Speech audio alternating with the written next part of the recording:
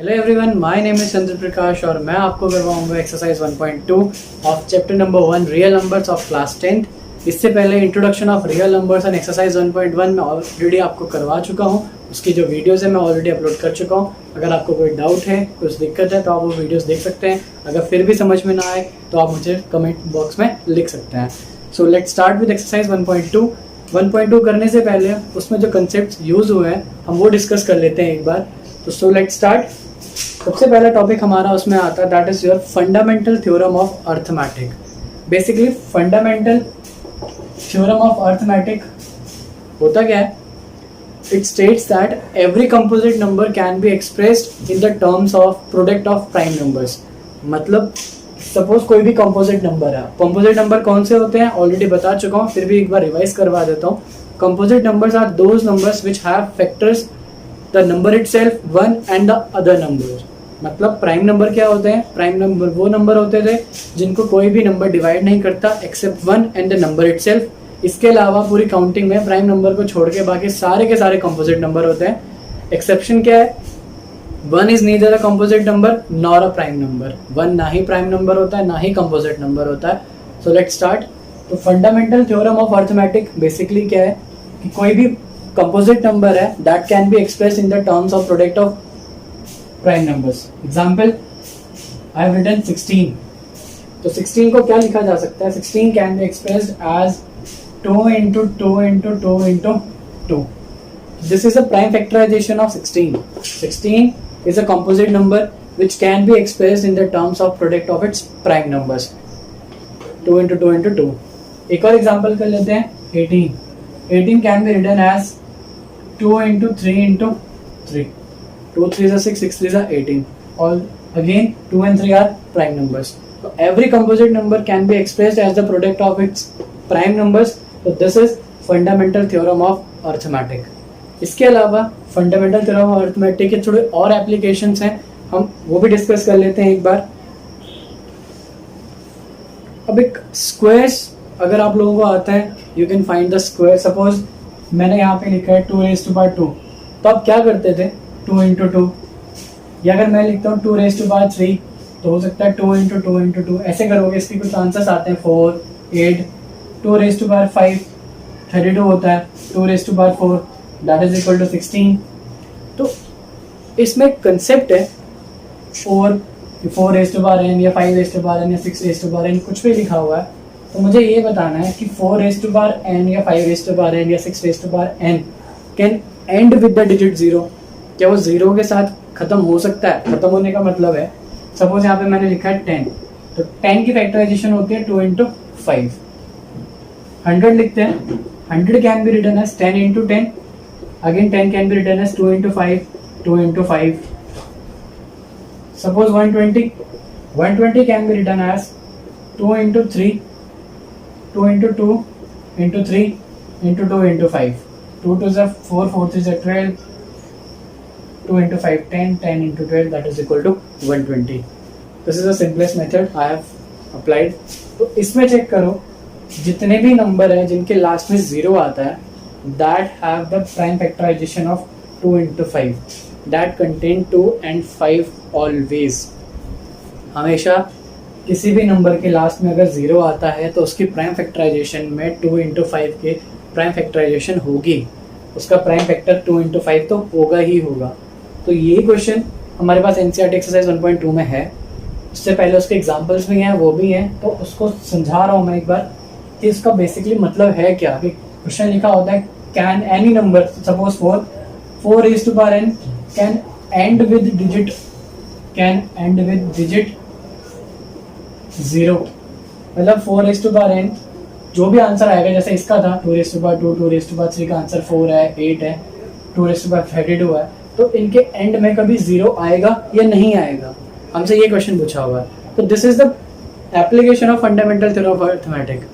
Basically हमें करना क्या होता है, उसमें प्राइम फैक्टराइजेशन ही निकाली है, मैंने प्राइम फैक्टराइजेशन ही निकाली है, बट मुझे बस ये चेक करना है कि इसमें 0 आएगा कि नहीं आएगा। अब इसमें 0 नहीं आ रहा, बताता हूँ कैसे। सपोज करो 4 raised to power n है, 4 raised to power n में क्या करेंगे? 4 raised to power n can be written as 2 into 2 raised to power n. Clear? It can be written as 2 into 2. और जो ये पावर है ये दोनों के साथ है, या फिर मान लो 2 raised to power n into 2 raised to power n, ये बनेगा. एंड जब बेस सेम होते हैं तो पावर आपस में क्या होती है, add. This can be written as 2 raised to power 2n. अब इसकी फैक्टराइजेशन में क्या है, ओनली 2, यानी यहाँ पे भी चेक कर लो 2 into 2 लिखा हुआ है, तो फैक्टराइजेशन में 2 into 2 है, 5 नहीं है. यानी अगर जिस नंबर के लास्ट में मुझे 0 चाहिए होता है तो उसकी फैक्टराइजेशन में 2 into 5 तो आना ही चाहिए, तभी वो 0 के साथ एंड होगा, वरना वो 0 के साथ एंड नहीं होता. क्लियर? तो इसी तरीके से 6 raised to power n को भी चेक किया जा सकता है. Can 6 raised to power n and with digit 0? 6 raised to power n can be written as 2 raised to power n to 3 raised to power n. अगर समझ में नहीं आया तो मैं डायरेक्ट लिखता हूँ पहले 2 into 3 raised to power n. Clear? 6 को लिखा जा सकता है, सेम पावर है, 2 raised to power n into 3 raised to power n. अब इसकी फैक्टराइजेशन में है 2 and 3, इसकी फैक्टराइजेशन में 2 and 3 है, एंड नॉट 2 and 5. तो the digit 6 raised to power n can not and with the digit 0. And मतलब खत्म नहीं हो सकता है, ये वाला एंड है. Can not and with the digit 0, कभी भी उसके लास्ट में 0 नहीं आएगा. तो this is your concept. Next आता है एलसीएम और एचसीएफ के कंसेप्ट और है. एलसीएम एचसीएफ में ऑलरेडी करवा चुका हूँ, फिर भी बता देता हूँ. LCM means lowest common multiple. You have to find out the lowest common multiple between two numbers और more than two numbers. And HCF is highest common factor in which you have to find the highest factor which can divide the given numbers. Suppose 6, 12, 24. अब मैं इसके दोनों चीज़ बता देता हूँ. LCM निकालते हैं, मैं डायरेक्ट बता रहा हूँ, डायरेक्ट सॉल्व कर रहा हूँ. इसके मैं एक स्पेशल वीडियो बनाऊंगा जिसमें आपको LCM और HCF डायरेक्ट कैसे निकालते हैं, बहुत सारे कंसेप्ट्स करवाऊंगा, ट्रिक्स, ईजी वे करवाऊंगा कैलकुलेशन करने की, उसकी एक अलग से वीडियो बनाऊंगा. सो लेट्स स्टार्ट. LCM क्या है? 6, 12 and 24. LCM of 6, 12 and 24 is 24. मेरे हिसाब से मतलब मैंने इजीली निकाल लिया. मैंने क्या करा, 6 और 12 का एलसीएम निकाला. 6 and 12 का एलसीएम 12 होता है, 12 और 24 का एलसीएम 24, तो आंसर हमारा 24 आ गया. तो एलसीएम आ गया 24. एंड एचसीएफ क्या आएगा? सबसे बड़ा नंबर जो इन तीनों को एक साथ डिवाइड करता है तो वो खुद 6 है, क्योंकि सबसे छोटा तो यहाँ पे 6 है. अब 6 12 को भी डिवाइड करता है, 6 24 को भी डिवाइड करता है, तो एचसीएफ कितना आ गया? 6. एक मेथड है, ये ट्रिक है, इसके लिए मैं आपको दोबारा एक वीडियो बनाऊंगा, उसमें सिखाऊंगा. फॉर द टाइम बीइंग आप ये लो, ये सीख लो. एलसीएम आ गया 6 and 12. अब चेक करो, मैं दो नंबर की बात करता हूँ, 6 and 12 की बात करते हैं. तो अभी मैंने बताया 6 and 12 का एलसीएम कितना होता है, दैट इज 12, और एचसीएफ कितना होगा, that is your 6. Clear? LCM 12, HCF 6. अब एक छोटा सा कंसेप्ट है, एक कंक्लूजन निकलता है कि the product of any two number is always equal to the LCM of the given two numbers into HCF of the two numbers. मतलब 6 into 12, अब 6 और 12 हमारे पास है तो मैं 6 into 12 भी लिख लेता हूँ. 6 into 12 की वैल्यू किसके इक्वल आएगी? उन दोनों के LCM, और उन दोनों का LCM क्या था? 12, और उनका HCF क्या था? 6. खुद ही चेक कर लो, सेम है, तो आंसर भी सेम ही आएगा, 72. तो बुक्स में क्या लिखा होता है?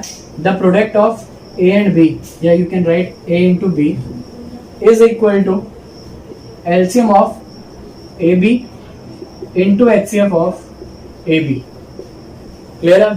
मैंने ऑलरेडी पहले एग्जाम्पल करवा दिया ताकि आप लोगों को समझ में आ जाए कि ये क्या था. तो एलसीएम, एचसीएफ और ये गिवन नंबर, तो गिवन नंबर का product is equal to the LCM of the given numbers and HCF of the given numbers. इन दोनों के प्रोडक्ट के इक्वल ये आंसर है. क्लियर? ये एक छोटा सा कंसेप्ट और था जहां हम एक्सरसाइज 1.2 में यूज करने वाले हैं. इसमें बेसिकली क्वेश्चंस किस टाइप के आते हैं? इन तीनों चीज़ों में से आपको कोई दो चीज़ें गिवन होंगी, या हो सकता है आपको क्वेश्चन में लिखा होगा one number is something, find out the B if LCM and HCF are so and so. या फिर ये गिवन होगा the two numbers are this and this, LCM is this, find the HCF. तो सब कुछ तो गिवन है, substitute करना और वैल्यू निकालनी है, दैट्स इट, और कुछ नहीं है इसमें. क्लियर है? अब इसके बाद हमारे पास एक कंसेप्ट और आता है, दैट इज कंपोजिट नंबर. कैसे पता चलता है कि कंपोजिट नंबर है या नहीं है? ऑलरेडी आपको डेफिनेशन पता है कंपोजिट नंबर की, the number which can be divided by 1, the number itself and many other factors. मतलब खुद से तो डिवाइड होता ही है, 1 से भी डिवाइड होता है, इसके अलावा अगर किसी और थर्ड नंबर से डिवाइड होता है, फोर्थ नंबर से डिवाइड होता है, बहुत सारे फैक्टर्स हो सकते हैं। तो जितने ज़्यादा फैक्टर्स मतलब वो कॉम्पोजिट नंबर हो गए, जितने ज़्यादा फैक्टर्स होंगे वो कॉम्पोजिट नंबर बनता जाएगा। प्राइम नंबर क्या होता है? जो सिर्फ खुद से डिवाइड होता है या 1 से डिवाइड होता है। For example 7, 11, 13, 19, 17, these all are prime numbers जो किसी से डिवाइड नहीं होते हैं। क्लियर? अब कैसे पता चलेगा प्राइम नंबर है? सपोज करो मैंने यहाँ पे लिखा 7 इंटू 11 प्लस 12 इंटू 11 इंटू 13। आप चेक करो, ये क्वेश्चन में पूछा होता है कि ये क्या प्राइम नंबर बनेगा कि नहीं बनेगा। ऑब्वियसली बात है प्राइम नंबर बनेगा। कैसे बनेगा? देखो 7 इंटू 11, यहाँ पे भी 11, इन दोनों में से 11 कॉमन निकाल सकता हूँ। यहाँ पे बचा 7 प्लस 12 इंटू 13, 11, 7, 144 है, 144 में 12 और प्लस करो 156, 12 इंटू 12 144, एक बार और करना था 156, ये आ गया 11, 7 6 13 163। क्लियर? अब एक चेक करो कि इसका जो भी आंसर आएगा, वैसे तो आंसर मैं निकाल देता हूँ,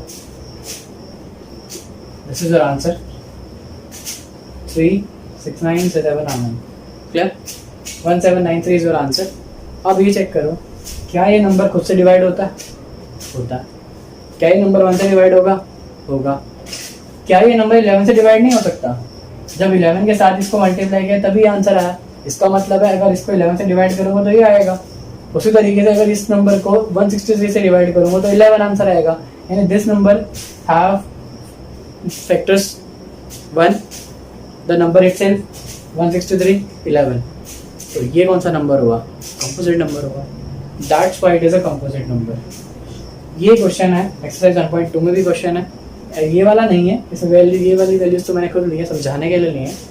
आप इस तरीके से समझ जाओगे इजीली कि ये प्राइम नंबर नहीं है, ये कंपोजिट नंबर है। और कंपोजिट नंबर है तो क्यों है वो ऑलरेडी मैं बता चुका हूँ। क्लियर? अब हम एक करते हैं एक्सरसाइज 1.2। 1.2 में सबसे पहले हमारा क्वेश्चन आता है, that is a prime factorization वाला क्वेश्चन है।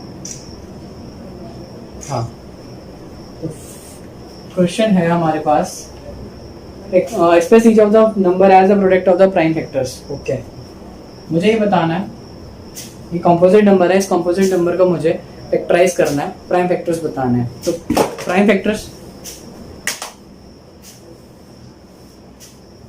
बताने हैं। तो प्राइम फैक्टर्स कैसे बताऊंगा? 140 can be expressed as 2 into. अब इसको मैं क्या कर सकता हूँ, आप लोगों के लिए कैलकुलेशन इजी हो जाए मैं एक तरीका बताता हूँ, माइंड में अलग से कर लो। 140 को क्या लिखा जा सकता है? 14 इंटू 10 लिखा जा सकता है। और 14 इंटू 10 लिखेंगे तो 14 की फैक्टराइजेशन होगी 2 इंटू 7, 10 की फैक्टराइजेशन होगी 2 इंटू 5। अगर इंक्रीजिंग ऑर्डर में लिखना है तो 2 इंटू 2 इंटू 5 इंटू 7। ज़रूरी नहीं है कि आपने इंक्रीजिंग ऑर्डर में ही लिखना है, आपको फैक्टराइजेशन करनी आनी चाहिए, आप लिख सकते हो जैसे मर्जी। बट अगर लिखना है तो 2 इंटू 2 इंटू 5 इंटू 7। ये ईजी तरीका होता है, किसी भी नंबर को अगर इजीली आप ब्रेक कर लो उसके बाद उसके फैक्टर्स बनाओ, ज़्यादा ईजी है। अब भी अगर आप करते तो आपको ये करना पड़ता, 2 से डिवाइड करो, 2 7 ज़ा 240, यहाँ पे आया 235 आया, फिर 5 7 ज़ा 35, फिर 7 ज़ा 7, ये करना पड़ता। मैंने क्या करा, 40 को ही स्प्लिट कर दिया बस, दैट्स इट। थोड़ा सिंपल हो जाता है कैलकुलेशन। आता है find the LCM and HCF of the following pairs of integers, verify the LCM. अच्छा ठीक है, 26 एंड 91। 26 एंड 91 इसको दे रखा है क्वेश्चन में कि इसकी क्या निकालना है, एलसीएम और एचसीएफ निकालना है। And also verify that the LCM and HCF, product of LCM and HCF is equal to the product of the given two numbers. ये करना है मुझे। तो इसके कैलकुलेशन कैसे करेंगे? सबसे पहले हम क्या करते हैं, इसका एलसीएम निकालते हैं। एलसीएम कैसे निकालेंगे?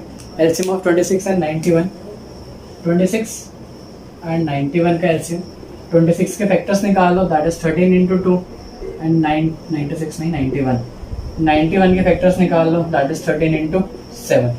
क्लियर है? 13 इंटू 7। तो अब एलसीएम निकालने के लिए जो कॉमन है वो लिख लो, 13, 2 and 7, 13 to the 26, 26 into 7 that is equal to 182। Clear? 182 हमारे पास इसका एलसीएम आ गया। हम एचसीएफ की बात करते हैं, तो एचसीएफ में ऑलरेडी मैं चेक कर सकता हूँ यहाँ से कि जो कॉमन है वो क्या है, सिर्फ 13 है। तो एचसीएफ क्या आ जाएगा, 13 आ जाएगा। क्लियर है? HCF yours 13। तो next LCM into HCF, LCM into HCF is equal to the product of the given two numbers। given two numbers कौन कौन से हैं? 26 and 91 है। LCM कितना आया था? 182 और HCF आया 13, नंबर है 26 into 91, 26 into 91 मल्टीप्लाई करके देखो 182 13 करोगे तो 2366, 26 into 91 2366 690। ठीक है, क्लियर है? This is your solution. इसको मल्टीप्लाई करके ये आता है, इसको मल्टीप्लाई करके ये आता है। क्लियर? ये हमारा हो गया first question. Second question, next is your third question. Find the LCM and HCF of the following integers by applying the prime factorization method। Okay, 15 12 15 and 21। तो कैसे करना है? प्राइम फैक्टराइजेशन कैसे होगी? 12 15 एंड 21। 12 की फैक्टराइजेशन करोगे 2 इंटू 2 इंटू 3। इसको और फर्दर और मॉडिफाई करना है, क्योंकि हमने क्या करना है, फंडामेंटल थ्योरम ऑफ अर्थमेटिक का यूज़ करना है। तो फंडामेंटल थ्योरम ऑफ अर्थमेटिक कैसे यूज़ करेंगे? 2⁻² इंटू 3। और 15 को कैसे यूज़ करेंगे? 3 5 15 एज इट इज़ आ गया, तो इसको लिख लो 3⁻1 इंटू 5⁻1। 21 हो जाएगा, 3 7 21, दैट इज अगेन 3⁻1 इंटू 7⁻1। मैंने आपको पहले भी करवाया था, पहले भी बताया था कि जब arithmetic fundamental theorem of arithmetic में करते हैं, प्राइम फैक्टराइजेशन में हम ये सॉल्व करते हैं, तो इस क्लास में 10th क्लास में थोड़ा सा एडवांसमेंट किया है कि आपको पावर के टर्म्स में लिखना होता है। और जो लोएस्ट हाईएस्ट पावर वाला और लोएस्ट वाला पावर वाला कंसेप्ट क्या है कि एलसीएम के लिए हम हाईएस्ट पावर चेक करते हैं और HCF के लिए हम लोएस्ट पावर चेक करते हैं। अब इसका एलसीएम क्या आएगा? 2 की पावर तो चलो सबसे कॉमन 3 1 1 1, 3⁻1 सब में 1 था इसलिए मैंने 1 लिख लिया, इंटू 2⁻2 है, इसके अलावा कोई नंबर नहीं है तो 2⁻2 लिख लिया। इसके अलावा 5 है और इसके अलावा 7 है। तो this is a factorization 3 4 5 into 7।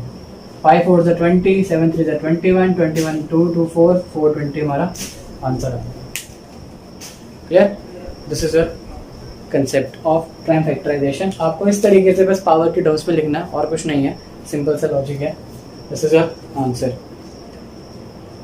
First part करवा चुका हूँ, सेकंड पार्ट थर्ड पार्ट आप खुद ट्राई कीजिए।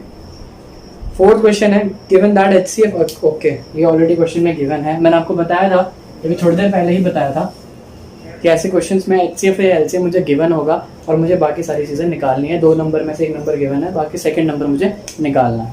तो क्वेश्चन करते हैं, गिवन दैट HCF ऑफ 306, ठीक है 306 एंड 657 ये नंबर दे रखा है नंबर, और HCF दे रखा है इसका 9, HCF is equal to 9 and LCM is find LCM। अच्छा LCM निकालना है मुझे, LCM मुझे फाइंड आउट करना है। तो क्या करूँगा, 2 नंबर तो दे रखा है, तो the product of the given number is equal to the HCF and LCM of the given 2 numbers. अब इसको क्या करूँगा, solve 657/9 that is equal to LCM। अब इसको सॉल्व करो, चेक करो कि डिवाइड होता है कि नहीं होता है। होता है, 9 3 ज़ा 27, 3 बजा 36, 9 4 ज़ा 36, तो 34 इंटू 657 आपको मल्टीप्लाई करना है। You can find out the answer 8223338। Clear? सबको ये समझ में आ गया? एलसीएम निकाल लिया हमने 22338। अभी हमारा एलसीएम निकल गया, हमने से वही जो पुराना कंसेप्ट था A into B is equal to LCM of A and B into HCF of A and B, वो निकाल के मैंने सॉल्व कर लिया, वो फॉर्मूला लगाया, सॉल्व कर लिया और LCM मैंने निकाल लिया। Now let's do the next question. Next question क्या दे रखा है? नेक्स्ट क्वेश्चन है हमारे पास, check whether 6n can end with the digit 0। वही कंसेप्ट, वही क्वेश्चन जो हमने अभी पढ़ा था, application of fundamental theorem of arithmetic. उसमें क्या था, show that 6n can end with digit 0, मतलब पूछा है कि क्या ये 0 के साथ एंड हो सकता है या नहीं हो सकता। तो हम क्या करेंगे, फैक्टराइजेशन करते हैं, 2 इंटू 3 आ जाएगा raise to power n। Check करो, again the prime factorization of 6n is 2 into 3 and not 2 into 5. That's why it cannot end with the digit 0. उसमें कभी भी 0 नहीं आएगा. क्लियर है? नेक्स्ट हमारे पास क्वेश्चन है, चेक वेदर. अच्छा, explain why 7 into 11 into 13 plus 13 and these number are composite number. ठीक है, क्वेश्चन में दे रखा है 7 into 11. ये क्वेश्चन नंबर कौन सा 6 है. 7 into 11 into 13 plus 13. ये बताओ कि ये कॉम्पोजिट नंबर क्यों है. अब कॉम्पोजिट नंबर क्यों आपको खुद दिख रहा है. यहाँ पे 13 है, यहाँ पे भी 13 है. 13 कॉमन आ जाएगा. 7 into 11 दैट इज 77 और प्लस 1 तो 13 into 78. अब जो भी हमारे पास आंसर आएगा, क्या वो आंसर 13 से डिविजिबल नहीं होगा? क्या वो आंसर 78 से डिविजिबल नहीं होगा? क्या वो जो आंसर आएगा वो खुद से डिवाइड नहीं होता, और 1 से भी डिवाइड होता है? तो इतने सारे फैक्टर्स हैं, तो वो प्राइम नंबर कैसे होगा? वो तो कॉम्पोजिट नंबर हुआ. क्लियर है? इसका सेकंड पार्ट है, वो आप खुद करो एक बार. नहीं आता तो आप मुझे कमेंट में लिख सकते हैं, मैं करवा दूंगा. Last question is there is circular path around sports field. Sona takes 18 minutes and Ravi takes 12 minutes. Okay, ठीक है, 18 minutes एंड 12 minutes. क्वेश्चन में क्या है, अब इस क्वेश्चन को ध्यान से समझो. एक छोटा सा लॉजिक है, आप प्रैक्टिकली सोच सकते हो ये चीज़. सपोज करो एक सर्कुलर ट्रैक है या सर्कुलर पाथ है. उस सर्कुलर पाथ में दो बंदे हैं जो भाग रहे हैं, बट दोनों की भागने की स्पीड जो है वो अलग अलग है. क्लियर? अलग अलग है. सपोज करो मैं भाग रहा हूँ और मेरा दोस्त भाग रहा है, और हम दोनों अलग अलग स्पीड से भाग रहे हैं. मैं भाग रहा हूँ और मुझे भागते हुए इस कंप्लीट करने में 12 मिनट लगते हैं, और जो दूसरा फ्रेंड है उसको 18 मिनट लगता है. अब ये देखो, ऑब्वियसली बात है, अगर टाइम अलग अलग है, दोनों की स्पीड भी क्या होगी, अलग अलग होगी. एक प्रैक्टिकल तरीके से समझो, ये दोनों भाग रहे हैं, एक ही टाइम से स्टार्ट हुए. एक ही बार स्टार्ट होने पे दोनों की स्पीड में कुछ फर्क आएगा. ऐसे चलेंगे आगे पीछे, ये आगे आगे पहुंच रहा होगा, ये पीछे पीछे आ रहा होगा. तो ये जब तक यहाँ पहुंच रहा होगा, ये इसके पीछे पीछे चल रहा होगा. तो एक टाइम ऐसा आएगा कि जब फर्स्ट पर्सन जो है वो भाग रहा है, फर्स्ट पर्सन भाग रहा है, सेकंड पर्सन पीछे पीछे है, और वो चलते चलते चलते चलते उसकी स्पीड ऐसे आ गई कि फर्स्ट पर्सन आते आते आते दोबारा क्या होगा, सेकंड पर्सन को मीट करेगा.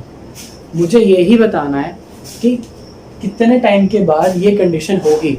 यानी एक बार स्टार्ट हो गए तो दोबारा फर्स्ट पर्सन जो आगे आगे भाग रहा था वो घूमते घूमते घूमते फिर से दोबारा सेकंड वाले पर्सन के बिल्कुल साथ में आएगा. ये कब होगा? तो हम क्या करेंगे, इसमें हमने क्या निकालना है, एक कॉमन पॉइंट निकालना है कि सबसे पहले कौन सा. क्योंकि अगर वो बहुत सारे चक्कर काटेगा, अगर वो लगातार भाग रहा है, कंटिन्यू भाग रहा है, तो ऐसा तो होगा ना कि सिर्फ एक बार थोड़ी, वो तो बहुत बार उसको टच करेगा. मतलब एक बार भागा, हो सकता है यहाँ मिल गया, फिर दोबारा भागना शुरू करा, नेक्स्ट टाइम वो यहाँ कहीं पे मीट कर गया, नेक्स्ट टाइम भागते भागते भागते यहाँ पे मीट कर गया. तो ऐसे तो बहुत बार पॉइंट्स आएंगे जहाँ पे वो मीट करेगा. बट मुझे ये बताना है कि सबसे पहले किस पॉइंट पे वो मिलेगा, यानी कितने टाइम बाद मिलेगा. सबसे पहला कॉमन, तो ये कंसेप्ट किसका होगा, एलसीएम का, लोएस्ट कॉमन मल्टीपल. क्लियर है? मुझे सबसे पहले ये बताना है कि सबसे पहले पे कहाँ मीट करने वाला है. तो क्वेश्चन में था एक भाग रहा है 18 मिनट में, दूसरा भाग रहा है 12 मिनट में. तो क्या करना है, find the LCM of 18 and 12. मुझे तो दिख रहा है सीधा सीधा. अगर आपको याद हो, पुरानी वीडियो से मैंने कराया था, मल्टीपल मल्टीप्लाई करके आता है सबसे पहला नंबर जो दोनों में कॉमन आ रहा है. तो 12 में सबसे पहला नंबर आता है 36, और 18 में भी आता है हमारे पास 36. 18 2 36, 12 3 36. तो यानी सबसे पहला जो कॉमन है, एलसीएम कैसे निकाल लेते हैं, डायरेक्ट दोबारा बता देता हूँ. 12 को करोगे 2 into 2 into 3 एंड 18 करोगे 2 into 3 into 3. This is prime factorization. Multiply जो कॉमन है 2, 3 कॉमन आ गया, 2 बचा है, एक 3 बचा है. 2 3 6, 2 3 6, 6 6 36. This is your concept of LCM. किस तरीके से आप इसको अप्लाई करते हैं. क्लियर है? तो एक्सरसाइज 1.2 हमारी खत्म हो चुकी है. That's it for today.